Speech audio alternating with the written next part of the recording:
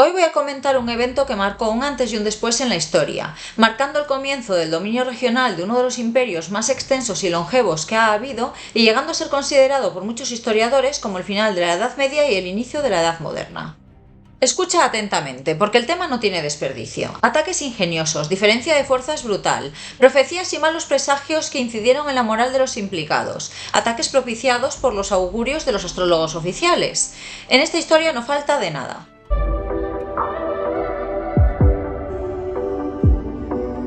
El evento es la toma de Constantinopla, entonces capital del Imperio Romano de Oriente, por parte del sultán otomano Mehmed II en 1453. Desde la óptica cristiana, este hecho se suele mencionar, por el contrario, como la caída de Constantinopla, lo que tiene la perspectiva desde la que se miran las cosas. Yo particularmente prefiero denominarlo la toma y no la caída, porque creo que dicho sultán es merecedor de que se le reconozca esta gran hazaña que se propuso con todas sus fuerzas y vaya si lo consiguió. De hecho, este evento supuso el inicio de la gran expansión que experimentó el incipiente Imperio Otomano, que perduró hasta el siglo XX. Huelga decir que la capital pasó de ser Adrianópolis, una ciudad random de por ahí que les había valido hasta la fecha, a la Gran Constantinopla. Esta empezó a ser mencionada en contextos informales como Estambul, hasta que finalmente este pasó a ser su nombre oficial en 1930. Hay que decir que Mehmed II no fue precisamente el primero en intentar esta conquista. De hecho, parte del mérito de esta proeza viene de que, según el consenso, nada menos que 33 ejércitos habían intentado previamente hacerse con la ciudad. Y no ocurrió hasta que este chaval de solamente 21 años se empeñó en conseguirlo costara lo que costase, y su trabajito le costó, ciertamente, que nadie dijo que fuese a ser fácil. Como anécdota, se dice que había una profecía que decía lo siguiente. Al igual que el primer emperador del Imperio Romano de Oriente que usó Constantinopla como capital fue Constantino I, de ahí el nombre, que antes se llamaba Bizancio, y su madre se llamaba Helena, asimismo la ciudad caería cuando ocupase el poder otro emperador del mismo nombre y cuya madre se llamase también Helena. Y cosas curiosas de la historia, si esta leyenda es cierta, el emperador que perdió la ciudad era Constantino XI y su madre, pues eso, se llamaba Helena. ¿Y cómo se llegó a tomar la ciudad? Es reseñable que en un principio Mehmed se había comprometido a no entrar en conflicto con los bizantinos. Esto hizo que Constantino XI, muy ufano, decidiese exigir el pago de una renta anual para la manutención de un príncipe otomano que estaba retenido como rehén en Constantinopla. Mehmed se tomó esto bastante mal, más por una cuestión de orgullo que porque le importase mucho el rehén cautivo, de forma que se propuso hacer que la ciudad cayese en sus manos. De esta forma se iniciaron los preparativos para un asedio a Constantinopla, pero no fue cosa fácil el tema. En total, la ciudad estuvo sitiada durante 53 días, hasta que finalmente fue tomada el 29 de mayo de 1453. En primer lugar, Mehmed se plantó el 6 de abril delante de las murallas de la ciudad con un ejército muy bien nutrido, cuyas fuerzas eran muy superiores en número a las de los defensores de la ciudad. En una población que había pasado de los 500.000 habitantes en el siglo V a solamente 50.000, la cantidad de hombres disponibles para la lucha era muy limitada, de menos de 7.000. Estos 4 provinos debían enfrentarse al ejército de 100.000 hombres de Mehmed, entre los cuales se encontraban los cuerpos de élite otomanos, compuestos por los genízaros, que era el cuerpo de infantería y de los que había unos 12.000, y por los cipayos o caballería, de los que había 15.000. Eso sí, las murallas de la ciudad eran uno de los sistemas defensivos más avanzados y eficaces de la época. De hecho, resistieron los ataques de ejércitos enemigos durante nada menos que 800 años. Pero en este caso no fueron suficientes contra las armas de los otomanos, que contaban con cañones que disparaban balas gigantes que consiguieron crear algunas brechas en ellas. Durante el asedio, los otomanos se dedicaron a construir su propia muralla al norte de la ciudad. Además, para intentar evitar la entrada de suministros por mar, hecho decisivo en los anteriores fracasos en el intento de tomar la ciudad, bloqueó las 2 entradas. La del Mar Negro, con una fortaleza armada con 3 cañones en el punto más estrecho de la orilla del Bósforo, y con 100 y pico navíos ocupando los Dardanelos, el Mar de Mármara y el oeste del Bósforo. Mientras tanto, Constantino había solicitado refuerzos a las potencias occidentales que le eran favorables, como Venecia o Génova. Estos últimos, además del Papa, los enviaron, en efecto, y por otro lado, el encargado de la defensa de la muralla oriental era directamente un genovés renegado que vivía allí, el aguerrido capitán Giovanni Giustiniani. Para dicha defensa usaron barriles con fuego griego, arma incendiaria que ardía incluso en el agua, cuya composición exacta se desconoce a día de hoy. así como armas de fuego, espadas y arcos. All in, vaya.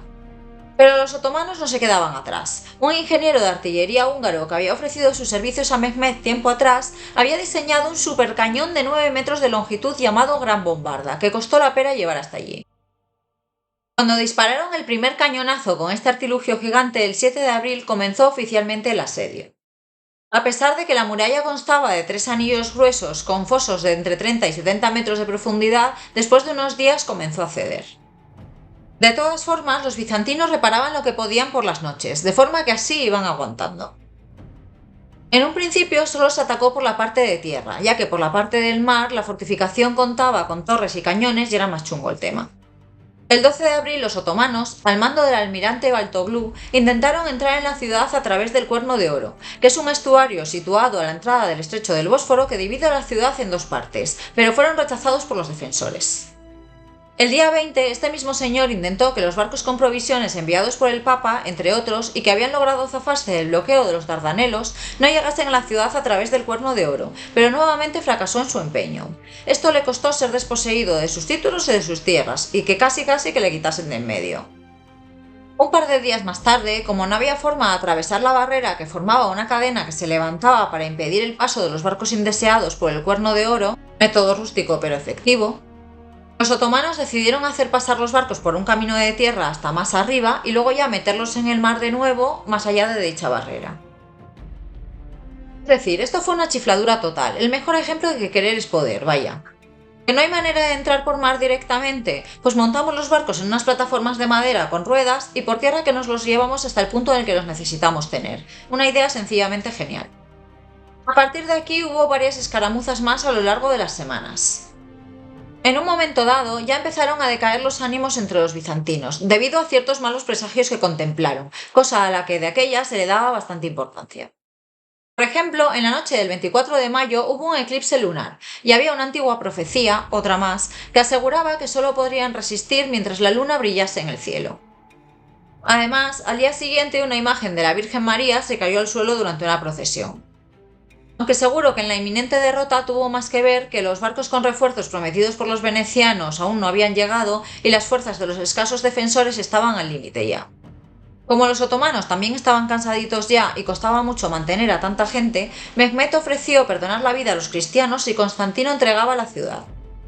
O alternativamente, levantar el asedio si los bizantinos pagaban una determinada cantidad de dinero, pero Constantino rechazó cualquier negociación.